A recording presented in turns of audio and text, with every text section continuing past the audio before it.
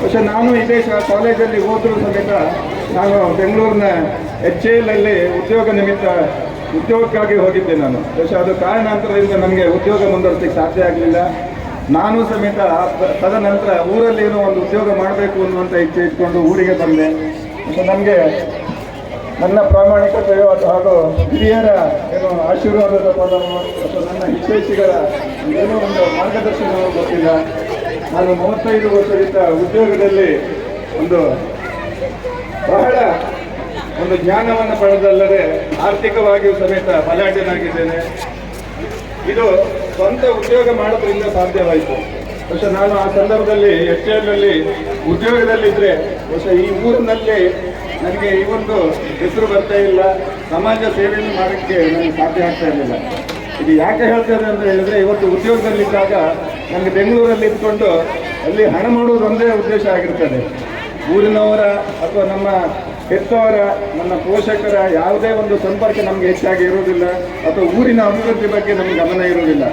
ಇವತ್ತು ನಾನು ಉದ್ಯೋಗ ಮಾಡುವುದರ ಜೊತೆಗೆ ನನ್ನ ಸಮಾಜ ಅಥವಾ ನಮ್ಮ ಊರಿನ ಏನೋ ಅಭಿವೃದ್ಧಿ ಕಾರ್ಯದಲ್ಲಿ ನಮ್ಮ ಕಿಂಚಿತ್ ಸೇವೆಯನ್ನು ಮಾಡಲಿಕ್ಕೆ ನನಗೆ ಅವಕಾಶ ಆಗಿದೆ.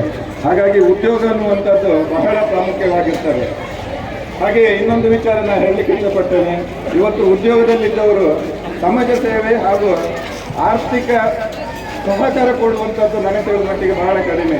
ಇವತ್ತು ಉದ್ಯೋಗದಲ್ಲಿದ್ದವರು ಅದು ಎಷ್ಟು ದುಡಿಮೆ ಅಂತ ಹೇಳಲಿಕ್ಕೆ ಸಾಧ್ಯ ಆಗುವುದಿಲ್ಲ. ಒಂದು ಸರ್ಕಾರಿ ಉದ್ಯೋಗದಲ್ಲಿದ್ದ ಒಂದು 10 ಪಟ್ಟು 100 ಪಟ್ಟನ್ನು ನಾವು ಸ್ವಯಂ ಉದ್ಯೋಗದಲ್ಲಿ ಪಡೆಯಲಿಕ್ಕೆ ಸಾಧ್ಯ ಆಗ್ತದೆ. ಹಾಗಾಗಿ ನಮಗೆ ಆರ್ಥಿಕ ವ್ಯವಸ್ಥೆಯಲ್ಲಿ ನಮ್ಮ ಊರಿಗಿರ್ಬೋದು, ನಮ್ಮ ಸಮಾಜಕ್ಕಿರ್ಬೋದು ಸಾಕಷ್ಟು ದೇಣಿಗೆ ಕೊಡುವಂಥದ್ದು ಅಥವಾ ಇನ್ನೊಬ್ಬರ ಪರೋಪಕಾರ ಮಾಡಲಿಕ್ಕೆ ಅದು ಸಾಧ್ಯ ಆಗ್ತದೆ.